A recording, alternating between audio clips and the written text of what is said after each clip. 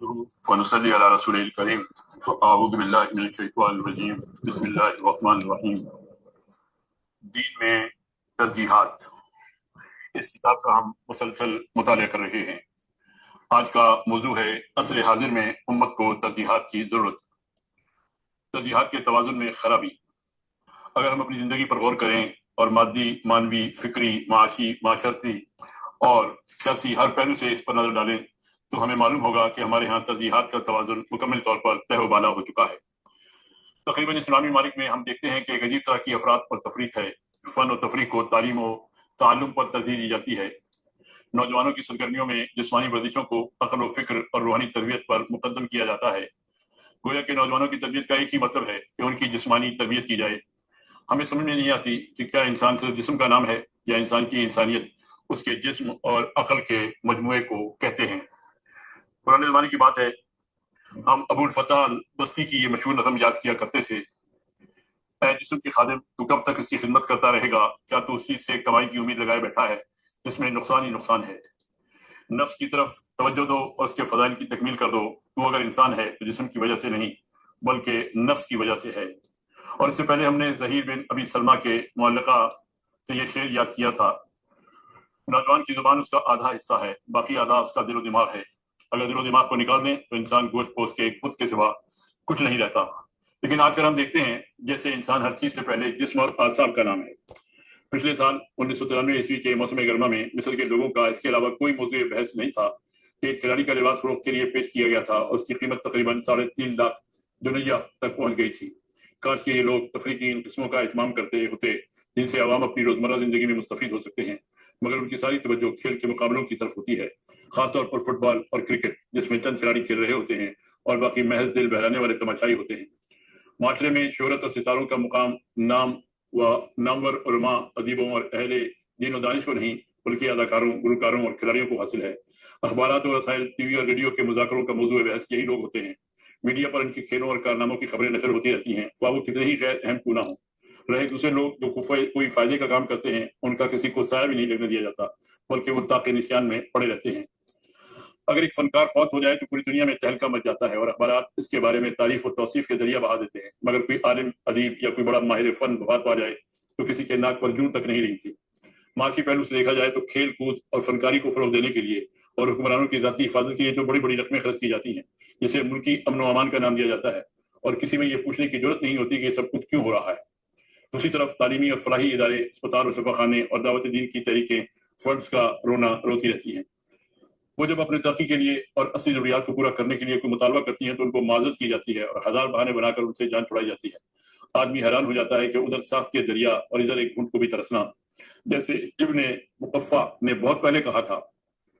میں نے کوئی اسراف نہیں دیکھا مگر ضرور اس میں کسی کا حق مارا جاتا ہے۔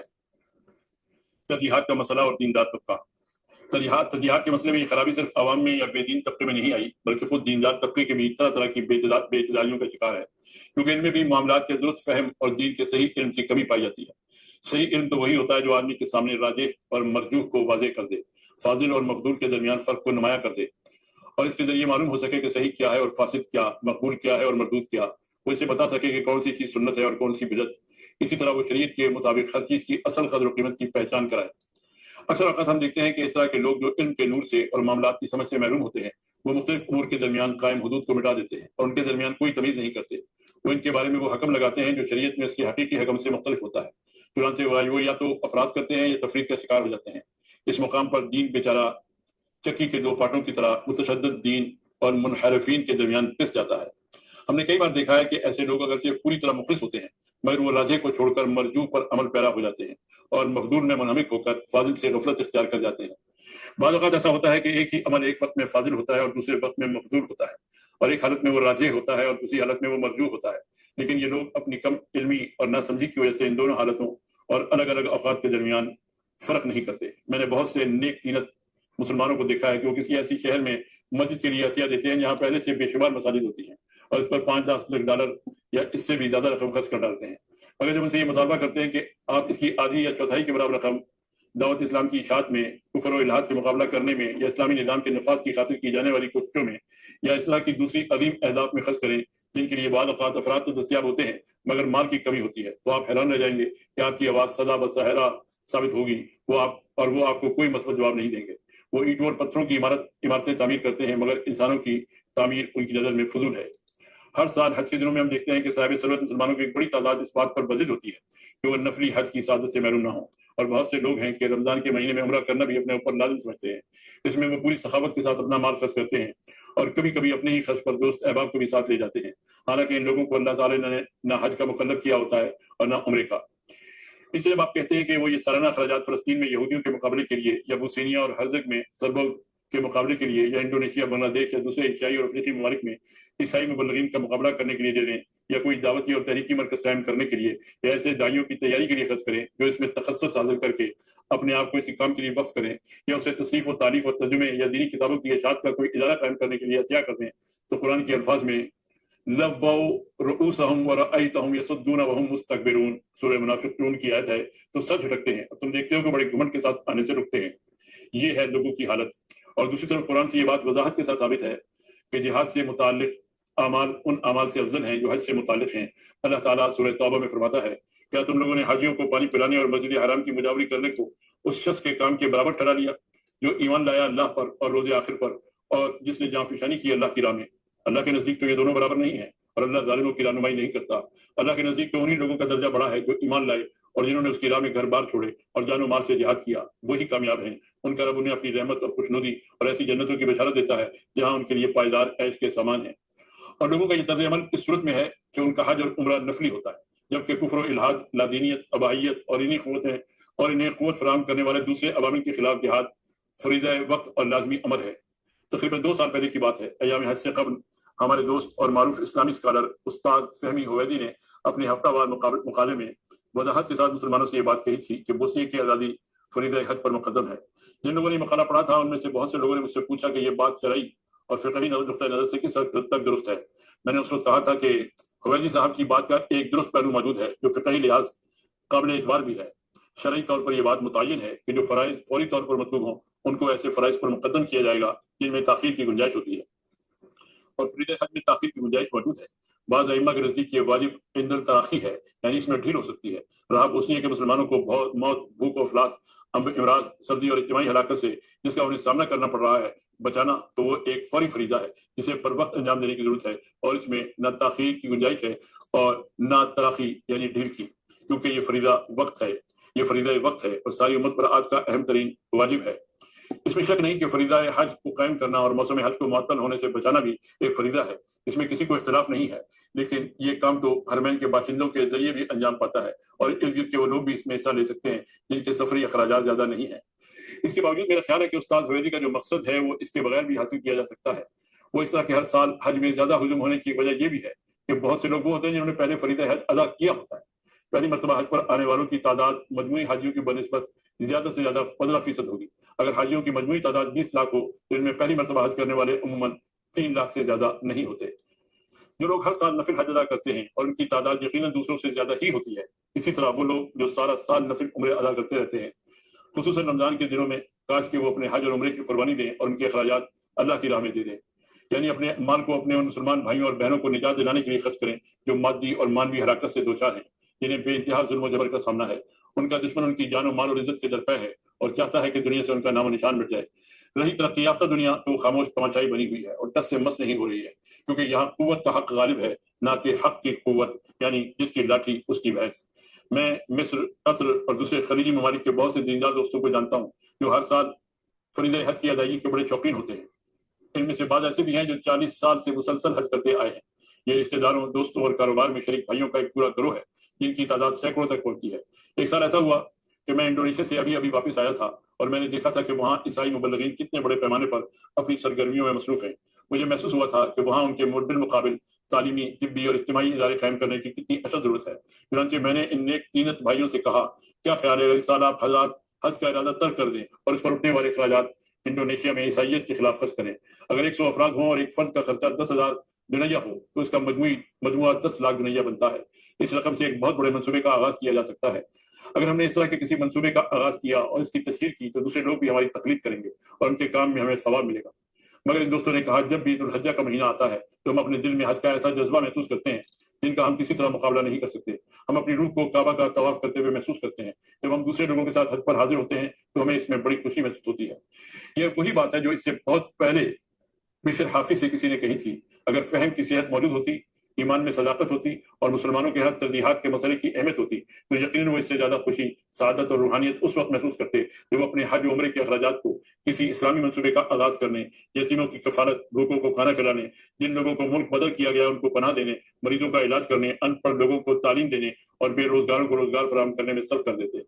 میں نے بہت سے نوجوانوں کو دیکھا ہے جو یونیورسٹی کے طبی، زرعی، انجینئرنگ یا ایجوکیشن کے شعبے میں یا دوسرے نظری یا علمی شعبوں میں پڑھتے تھے۔ وہ ان شعبوں میں کامیاب جا رہے تھے بلکہ دوسروں سے آگے سے زیادہ عرصہ گزرا ہوگا کہ انہوں نے اپنے شعبے سے منہ موڑا اور یہ کہتے ہوئے ان کو خیرباد کہا کہ اس طرح وہ دعوت و ارشاد کے لیے فارغ ہو جائیں گے۔ لیکن اگر وہ اپنے تخصص کے شعبے میں کام کرتے جو ایک فرض کفایہ تھا اور اگر پوری امت اس سے غفلت برتتی ہے تو گناہ گار ہو جاتی، تو وہ اچھی نیت سے اپنے کام کو پوری مہارت کے ساتھ انجام دیتے ہوئے اور اس میں حدود اللہ کی پابندی کرتے ہوئے اسے عبادت اور جہاد میں تبدیل کر سکتے تھے۔ اگر ہر مسلمان اپنے پیشے کو چھوڑ دے تو پھر امت کی ضروریات کون پورے کرے گا؟ رسول اللہ صلی اللہ علیہ وسلم کو جب دنیا میں مبعوث کیا گیا تو صحابہ کرام مختلف پیشوں سے وابستہ تھے۔ آپ نے ان میں سے کسی سے یہ مطالبہ نہیں کیا کہ وہ اپنے پیشے کو چھوڑ کر اپنے آپ کو دعوت کے لیے فارغ کرے۔ ہجرت سے پہلے بھی اور ہجرت کے بعد بھی یہی طریقہ رہا کہ سارے لوگ اپنے اپنے پیشے سے وابستہ رہے، مگر جب جہاد کا موقع آتا اور انہیں جہاد کے لیے بلایا جاتا تو سارے لوگ خواہ ہلکے ہوتے یا بجن میدان جہاد کی طرف چل پڑتے اور اپنی جان و مال اللہ کی راہ میں قربان کر دیتے تھے۔ امام غزالی رحمۃ اللہ علیہ نے اپنے دور میں لوگوں کے لیے بات ناپسند کی کہ ان کے اکثر طالب علم فقہ اور اس طرح کے دوسرے علوم کی طرف متوجہ ہوتے تھے اور دوسری طرف مسلمان ممالک میں کسی یہودی یا عیسائی طبیب کے علاوہ کوئی معالج نہ ہوتا تھا۔ وہ انہی سے اپنے مردوں اور عورتوں کا علاج کراتے تھے اور اپنی جانیں اور عزتیں انہی کے حوالے کر دیتے تھے۔ وہ ان سے ایسے امور بھی معلوم کرتے تھے جن کا تعلق شرعی احکام کے ساتھ ہوتا تھا، جیسے روزے دار کا روزہ افطار کرنا اور زخمی ہونے کی صورت میں تیمم کرنا وغیرہ۔ میں نے کچھ اور لوگوں کو دیکھا ہے کہ وہ روزانہ ایسے مال کے گرم کرتے ہیں جن کا مقصد جزئی یا اختلافی مسائل پر مناظرے کرنا ہوتا ہے۔ وہ یہ بات بھول جاتے ہیں کہ ہمارا بڑا مارکا ایسے دشمن کے ساتھ ہے جسے اسلام سے جڑا ہے، وہ اس سے نفرت کرتا ہے، وہ اس کو کمزور کرنے کی آس لگائے بیٹھا ہے اور اس سے خوف زدہ بھی ہے، وہ اسے نقصان پہنچانے کا کوئی موقع ہاتھ سے نہیں جانے دیتا۔ یہاں تک کہ امریکہ، کینیڈا اور دوسرے یورپی ممالک میں رہائش پذیر مسلمان سوسائٹی میں بھی ہم نے ایسے لوگ دیکھے ہیں جن کا سب سے اہم مسئلہ جو پوچھنے کے لیے رہ گیا ہے تو وہ یہ ہے کہ گھڑی دائیں ہاتھ میں پہنی جائے یا بائیں ہاتھ میں، کوٹ پتلون کے مقابلے میں سفید کرتا قمیص پہننا فرض ہے یا سنت، اور عورتوں کا مسجد میں جانا حلال ہے یا حرام۔ اسی طرح کھانے کے لیے میز کرسی استعمال کرنا اور چھری کانٹے سے کھانا کیا تشبہ بالکفار میں شامل ہے یا نہیں۔ یہ اور اس طرح کے بے شمار مسائل ہیں جو ہمارے بہت سارے اوقات کو کھا جاتے ہیں، لوگوں کو گروہوں میں تقسیم کر دیتے ہیں، دلوں کو پارا پارا کر دیتے ہیں اور اس سے بہت سی محنتیں اور صلاحیتیں ضائع ہو جاتی ہیں، کیونکہ یہ ایسی کوشش ہے جس کا کوئی ہدف نہیں، اور یہ ایسا جہاد ہے جو دشمن کے خلاف نہیں بلکہ اپنوں کے خلاف کیا جا رہا ہے۔ میں نے بہت سے نوجوانوں کو دیکھا ہے جو اپنے ماں باپ کے ساتھ اور اپنے بہن بھائیوں کے ساتھ سختی سے پیش آتے ہیں اور ان کی دلیل یہ ہوتی ہے کہ وہ گناہ گار اور دین سے منحرف ہیں۔ وہ یہ بات بھول جاتے ہیں کہ اللہ تعالیٰ نے ماں باپ کے ساتھ حسن سلوک کا حکم دیا ہے، خواہ وہ مشرک ہوں اور دین کے معاملے میں جھگڑا کرتے ہوں، اور ان کی ہر طرح سے یہ کوشش ہو کہ اپنے بچے کو اسلام سے برگشتہ کر دیں۔ اللہ تعالیٰ کا سورہ لقمان کی آیت نمبر 15 میں ارشاد ہے، وَإِن جَاهَدَاكَ عَلَىٰ أَن تُشْرِكَ بِي مَا لَيْسَ لَكَ بِهِ عِلْمٌ فَلَا تُطِعْهُمَا وَصَاحِبْهُمَا فِي الدُّنْيَا مَعْرُوفًا۔ اگر وہ تجھ پر دباؤ ڈالیں کہ میرے ساتھ کسی ایسے کو شریک کرے جسے تو نہیں جانتا تو ان کی بات ہرگز نہ مانو، البتہ دنیا میں ان کے ساتھ نیک برتاؤ کرتے رہو۔ اسی طرح والدین کی طرف سے اس پرزور دباؤ کے باوجود جسے قرآن نے مجاہدہ علی الشرک کہا ہے، اللہ تعالیٰ حکم دیتا ہے کہ ان کے ساتھ معروف کے ساتھ پیش آیا جائے، کیونکہ والدین کا حق ایسا ہے جس پر اللہ کے سوا کسی کا حق فوقیت نہیں رکھتا۔ اسی بنا پر اللہ تعالیٰ سورہ لقمان کی آیت نمبر 14 میں ارشاد فرماتا ہے، ان اشکر لی ولوالدیک الی المصیر، میرا شکر کرو اور اپنے والدین کا شکر بھی بجا لاؤ، میری ہی طرف تجھے پلٹ کر آنا ہے۔ مگر شرک میں ان کی اطاعت ممنوع ہے، کیونکہ لا طاعت لمخلوق فی معصیۃ الخالق، خالق کی نافرمانی میں مخلوق کی کوئی اطاعت نہیں۔ رہا معروف کے ساتھ پیش آنے کا معاملہ تو اس سے کوئی چھٹکارا نہیں ہے اور اس سے جان چھڑانے کے لیے کوئی عذر نہیں ہے۔ اسی طرح اللہ تعالیٰ نے رشتہ داروں کے ساتھ صلہ رحمی کا حکم دیا ہے۔ سورہ نساء کی پہلی آیت میں اللہ تعالیٰ کا ارشاد ہے، واتقوا اللہ الذی تساءلون بہ والارحام ان اللہ کان علیکم رقیبا، اس خدا سے ڈرو جس کا واسطہ دے کر تم ایک دوسرے سے اپنے حق مانگتے ہو، اور رشتہ و قرابت کے تعلقات کو بگاڑنے سے پرہیز کرو، یقین جانو کہ اللہ تم پر نگرانی کر رہا ہے۔ انحطاط کے دور میں مسلمان جن بری عادات کے شکار ہوئے اور اب تک چلے آ رہے ہیں ان میں چند عادات یہ ہیں۔ نمبر 1، انہوں نے ایسے فرائض کفایہ کو بڑی حد تک چھوڑ دیا ہے جن کا تعلق بحیثیت مجموعی پوری امت کے ساتھ تھا، مثلاً سائنسی، صنعتی اور عسکری برتری جو امت کو اپنے اختیارات کا مالک بناتی ہے اور اسے صرف دعوے اور قول کی حد تک نہیں بلکہ حقیقی معنوں میں دنیا کی قیادت دلاتی ہے، یا مثلاً فقہی مسائل میں اتحاد اور احکام شریعت کا استنباط، دعوت اسلامی کی نشر و اشاعت، شورا کے حکم ربانی کو بیعت اور آزادانہ اختیارات کی بنیاد پر قائم کرنا، ظالم اور دین سے منحرف بلکہ دین دشمن حکمران کے خلاف جہاد کرنا وغیرہ۔ نمبر 2، انہوں نے بعض ایسے امور کو بھی چھوڑ دیا ہے جو فرض عین کے درجے میں ہے، یا اگر چھوڑا نہیں تو کم از کم یہ ہے کہ انہیں وہ مقام نہیں دیا جو ان کو دینا چاہیے تھا، جیسے امر بالمعروف اور نہی عن المنکر کا فریضہ، جسے قرآن نے اہل ایمان کی صفات بیان کرتے ہوئے نماز اور زکات سے بھی زیادہ اہمیت دی ہے۔ اللہ تعالیٰ کا سورہ توبہ کی آیت نمبر 71 میں ارشاد ہے، والمؤمنون والمؤمنات بعضهم اولیاء بعض یأمرون بالمعروف وینہون عن المنکر ویقیمون الصلاۃ ویؤتون الزکاۃ۔ مومن مرد اور مومن عورتیں یہ سب ایک دوسرے کے رفیق ہیں، بھلائی کا حکم دیتے ہیں اور برائی سے روکتے ہیں، نماز قائم کرتے ہیں اور زکات دیتے ہیں۔ اس فریضے کو امت مسلمہ کے بہترین امت ہونے کا سب سے پہلا سبب قرار دیا گیا ہے۔ سورہ آل عمران کی آیت نمبر 110 میں ارشاد ہے، کنتم خیر امت اخرجت للناس تأمرون بالمعروف وتنہون عن المنکر وتؤمنون باللہ۔ اب دنیا میں وہ بہترین گروہ تم ہو جسے انسانوں کی ہدایت اور اصلاح کے لیے میدان میں لایا گیا ہے۔ تم نیکی کا حکم دیتے ہو، بدی سے روکتے ہو اور اللہ پر ایمان رکھتے ہو۔ اس فریضے کے ترک کو بنی اسرائیل کے لیے ان کے نبیوں کی زبان سے لعنت کیے جانے کا ذریعہ بنایا گیا ہے۔ سورہ مائدہ کی آیت نمبر 78 اور 79 میں ارشاد ہے، لعن الذین کفروا من بنی اسرائیل علی لسان داؤد وعیسی ابن مریم ذلک بما عصوا وکانوا یعتدون کانوا لا یتناہون عن منکر فعلوہ لبئس ما کانوا یفعلون۔ بنی اسرائیل میں سے جن لوگوں نے کفر کی راہ اختیار کی ہے ان پر داؤد علیہ السلام اور عیسیٰ علیہ السلام ابن مریم کی زبان سے لعنت کی گئی، کیونکہ وہ سرکش ہو گئے تھے اور زیادتیاں کرنے لگے تھے۔ انہوں نے ایک دوسرے کو برے افعال کے ارتکاب سے روکنا چھوڑ دیا تھا، برا طرز عمل تھا جو انہوں نے اپنایا۔ نمبر 3، بعض ارکان کو بعض دوسرے ارکان پر زیادہ اہمیت دی ہے، مثلا نماز کے مقابلے میں روزے کو زیادہ اہمیت دی گئی ہے۔ یہی وجہ ہے کہ رمضان میں دن کے وقت کوئی مسلمان مرد یا عورت بہت کم کھانا کھاتے ہوئے نظر آتی ہے، خاص طور پر دیہاتی علاقوں میں، لیکن بہت سے مسلمان خصوصاً خواتین نماز میں غفلت کا مظاہرہ کرتی ہیں۔ ایسے لوگ بھی پائے جاتے ہیں جنہوں نے عمر بھر میں ایک مرتبہ بھی اللہ کے سامنے رکوع اور سجدہ کرنے کی زحمت نہیں ہوگی۔ اسی طرح بعض لوگ پائے جاتے ہیں جو نماز کا تو بہت اہتمام کرتے ہیں مگر زکوٰۃ کے معاملے میں کوتاہی کرتے ہیں، حالانکہ اللہ تعالیٰ نے اپنی کتاب میں 28 مقامات پر ان دونوں کو ایک ساتھ ذکر کیا ہے، یہاں تک کہ حضرت عبداللہ بن مسعود رضی اللہ عنہ فرماتے ہیں کہ ہمیں نماز قائم کرنے اور زکوٰۃ دینے کا حکم دیا گیا ہے، اور جو شخص زکوٰۃ نہیں دیتا اس کی نماز ہی نہیں ہے۔ حضرت ابوبکر صدیق رضی اللہ تعالیٰ عنہ نے بھی فرمایا تھا، خدا کی قسم میں ان لوگوں کے خلاف ضرور لڑوں گا جو نماز اور زکوٰۃ کے درمیان فرق روا کر رکھتے ہیں۔ صحابہ کرام رضی اللہ عنہم اجمعین مانعین زکوٰۃ کے خلاف جہاد پر اسی طرح ہو گئے تھے جس طرح کہ وہ نبوت کے جھوٹے دعوے داروں اور ان کی پیروی کرنے والے مرتدین کے خلاف متفق تھے۔ اسی طرح گویا اسلامی حکومت روئے زمین پر وہ پہلی حکومت تھی جس نے غریبوں کے حقوق کی جنگ لڑی۔ نمبر 4، بعض نوافل کا اتنا اہتمام کیا جاتا ہے جتنا فرائض اور واجبات کا نہیں کیا جاتا، اور یہ بات بہت سے دیندار لوگوں میں دیکھی جا سکتی ہے جو ذکر و اذکار اور تسبیحات و اوراد کا بے حد اہتمام کرتے ہیں، مگر ان کے یہاں بعض فرائض کے بارے میں یہ اہتمام دیکھنے میں نہیں آتا، خصوصاً معاشرتی فرائض جیسے والدین کے ساتھ حسن سلوک، رشتہ داروں کے ساتھ صلہ رحمی، پڑوسی کے ساتھ احسان، کمزوروں پر رحم کرنا، یتیموں اور مسکینوں کا خیال رکھنا، منکر کو روکنا اور اجتماعی و سیاسی ظلم و جبر کے خلاف جہاد کرنا۔ نمبر 5، بعض اوقات انفرادی عبادات جیسے نماز اور ذکر وغیرہ کی بڑی پابندی کی جاتی ہے، مگر اجتماعی فرائض عبادات جن کا فائدہ دوسروں کو بھی پہنچتا ہے ان کی طرف کوئی خاص توجہ نہیں دی جاتی، جیسے جہاد، علم، اصلاح بین الناس، نیکی اور بھلائی کے کاموں میں تعاون، صبر اور رحم کی تلقین، عدل و انصاف اور شورا کے قیام کی دعوت، عمومی انسانی حقوق کی پاسداری اور خاص طور پر کمزور انسانوں کا خیال رکھنا۔ نمبر 6، بہت سے لوگ فروعی اعمال کی طرف حد سے زیادہ توجہ دیتے ہیں اور اصول کو کوئی اہمیت نہیں دیتے، حالانکہ کسی بزرگ کا قول ہے کہ جس نے بنیاد کو چھوڑ دیا وہ منزل پر نہیں پہنچ سکتا۔ انہوں نے پوری عمارت کی بنیاد یعنی عقیدہ توحید، ایمان باللہ اور اخلاص فی الدین سے غفلت برتی ہے۔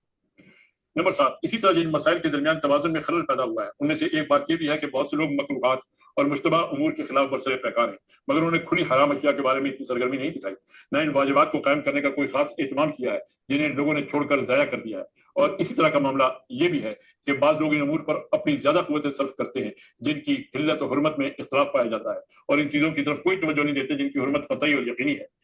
دوسری طرف کچھ لوگ ایسے ہیں جو اسی طرح کے اختلافی مسائل کے ساتھ چمٹے ہوئے ہیں اور انہیں اسے زندگی اور موت کا مسئلہ بنا دیا ہے، جیسے تصویر، موسیقی، چہرے کا پردہ اور اسی طرح کے دوسرے مسائل، گویا کہ ان کا بھی اس کے علاوہ کوئی کام نہیں ہے کہ وہ ان مسائل کے گرد جنگ کی بھڑکائی ہوئی آگ کو ایندھن فراہم کریں اور لوگوں کو زبردستی اپنی بات ماننے پر مجبور کریں، حالانکہ وہ بڑے اور فیصلہ کن لڑائیوں سے غافل ہیں جن کا تعلق امت کے وجود، اس کے انجام اور دنیا کے نقشے پر اس کی بقا کے ساتھ ہے۔ اسی طرح کے مسائل میں سے ایک یہ بھی ہے کہ بعض لوگ صغائر کو ختم کرنے کے لیے ایڑی چوٹی کا زور لگاتے ہیں مگر ہلاکت میں ڈالنے والے کبیرہ گناہوں سے غفلت کا مظاہرہ کرتے ہیں، وہ دینی لحاظ سے ہلاکت میں ڈالنے والے ہوں، جیسے غیب کی خبریں بتانا، جادو کرنا، علم نجوم، قبروں کو سجدے کرنا، ان کی نظریں چڑھانا، مردوں کے نام جانور ذبح کرنا، ان سے استعانت کرنا، ان سے اپنی حاجتیں مانگنا، مصیبتیں دور کروانا اور اسی طرح کے دوسرے اعمال جن کی وجہ سے عقیدہ توحید کی شفافیت مقدر ہوتی ہے یا معاشرتی اور سیاسی طور پر ہلاکت سے دوچار کرنے والے ہوں، جیسے شورا اور عدل اجتماعی کا ضائع ہونا، آزادی انسانی حقوق، احترام آدمیت کا نہ ہونا، معاملات کو نااہل لوگوں کے سپرد کرنا، انتخابات میں دھاندلی کرنا، قومی دولت لوٹنا، نسلی اور طبقاتی امتیازات کو رواج دینا اور عیش و عشرت کی فراوانی، یہ ایک بہت بڑی بیماری ہے جو ترجیحات اور ان کے معیارات کے بارے میں ہماری امت کو لاحق ہو چکی ہے، جو ہماری امت کو لاحق ہو چکی ہے۔ بات یہاں تک پہنچی ہے کہ بڑے کو چھوٹا بنا کر پیش کیا جاتا ہے اور چھوٹے کو بڑا کرنے کا رجحان ہے، رائے کو پہاڑ بنا لیا جاتا ہے اور ایک اہم ترین معاملے کو بالکل نظر انداز کیا جاتا ہے، پہلے کو آخر پر رکھا جاتا ہے اور آخری کو پہلے لایا جاتا ہے، فرضوں کو چھوڑ دیا جاتا ہے اور نوافل کی پابندی کی جاتی ہے، سرائر کے بارے میں فکر مندی کا اظہار ہوتا ہے اور قبائل کی کوئی پرواہ نہیں ہوتی، اختلافی مسائل کے لیے میدان جنگ گرم کیا جاتا ہے اور اتفاقی احکام ضائع ہوتے رہتے ہیں۔ یہ ساری باتیں آج کے دور میں امت مسلمہ کو اس ضرورت کا احساس دلاتی ہیں، بلکہ شدت کے ساتھ اس بات کا محتاج بناتی ہے کہ وہ ترجیحات کے مسئلے کو سمجھے تاکہ وہ اس کی روشنی میں اپنے طریقہ کار کا نئے سرے سے جائزہ لے، اس کے بارے میں گفت و شنید کرے، افہام و تفہیم کرے اور ہر ایک اپنی بات سامنے رکھے۔ اس کے نتیجے میں ذہنوں کو قناعت نصیب ہوگی، دلوں کو اطمینان ہوگا، بصیرت کو روشنی ملے گی اور اس کے بعد امت کے ارادے امن خیر اور خیر العمل کی طرف متوجہ ہوں گے۔ وما علینا الا البلاغ۔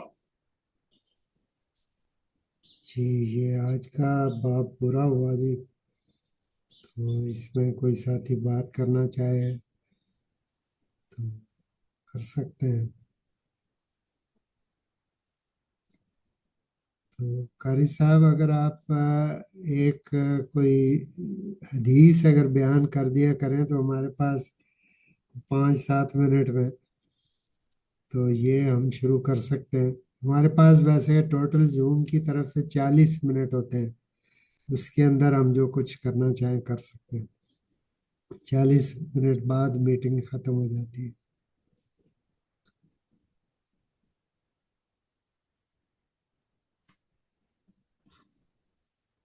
ہمیں اچھا ہو گیا کہ 30 منٹ میں ہم جو ہے وہ اپنا کنکلوڈ کر لیتے ہیں۔ جی اور آپ یہ موبائل پر اس کو لے لیتے ہیں، آپ اس کو لیپ ٹاپ پہ نہیں کر سکتے؟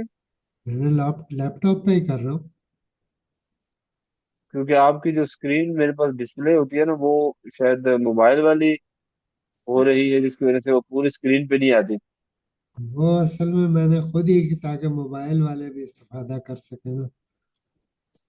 خود ہی یہ اس طرح کی رکھی ہے، ورنہ پھر چھوٹی کریں گے تو ابھی دیکھیں ذرا، میں اس کو چھوٹا کرتا ہوں تو کیا ہوتا ہے، آپ کے پاس کیا کوئی اس سے فرق پڑتا ہے؟ یہ میں تھوڑی چھوٹی کر رہا ہوں تو کیا اس سے آپ کے پاس کیا ہوا؟ میرے پاس اس وقت تو کچھ بھی نہیں ہوا، یعنی میں یہ دیکھ رہا ہوں نا کہ اگر آپ اب بڑی ہو گئی ہے۔ ہو گئی ہے؟ ہاں تو اس ہاں کو اب تو میرے پاس کیا بڑی جا سکتا ہے تھوڑا سا بڑا اس طرح سے؟ ہے۔ یہ اب اس کو پھر وہ موو کرنا پڑے گا نا اس طرح سے۔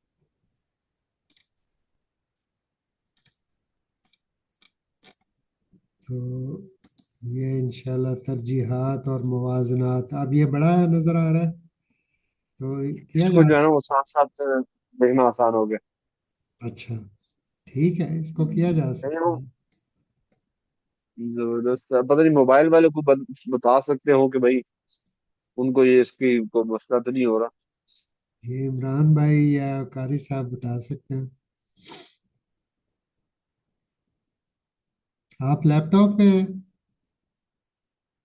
یا موبائل پہ؟ جی جی، جب سے زوم کو آپ نے کیا تو میں پھر اب لیپ ٹاپ کھول لیتا ہوں، اچھا کیونکہ وہ موبائل کے مقابلے میں ذرا زیادہ مجھے ایزی رہتا ہے نا، اسکرین بھی بڑی ہو جاتی ہے اور باقی کرنا بھی آسان ہوتا ہے۔ چلیں پھر، چلیں قاری صاحب سے پوچھتے ہیں کہ وہ اگر کل سے ایک حدیث اگر ٹائم ہو تو ہم وہ کر سکتے ہیں، ایک کو رائے عمل یا زیادہ راہ سے۔ ابھی صحیح ہے، پڑھا جاتا ہے، جی پڑھا جاتا ہے، صحیح ہے۔ اچھا، کون صاحب بات کر رہے ہیں؟ حاجی راحت افریدی بول رہا ہوں۔ اچھا افریدی صاحب نے آج جوائن کیا، ماشاءاللہ، تو ٹھیک ہے، بس اتنا ہی ہمارا آدھے گھنٹے کا پروگرام ہے، اس میں کوئی 10 منٹ کی گنجائش ہے میکسیمم، تو انشاءاللہ اس کو پھر ہم جاری رکھیں گے اسی طریقے سے۔ انشاءاللہ انشاءاللہ انشاءاللہ۔